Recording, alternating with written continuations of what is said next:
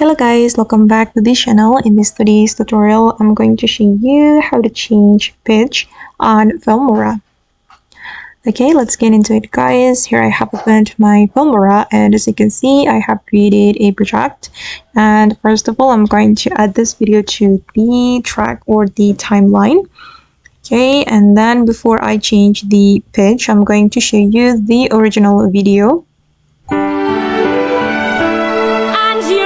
Okay, this is for the original video guys, and I'm going to change the pitch of the voice. If we want to change pitch, we need to go to the audio setting, and then we can scroll down until we find the pitch, and then we can increase the pitch or decrease the pitch.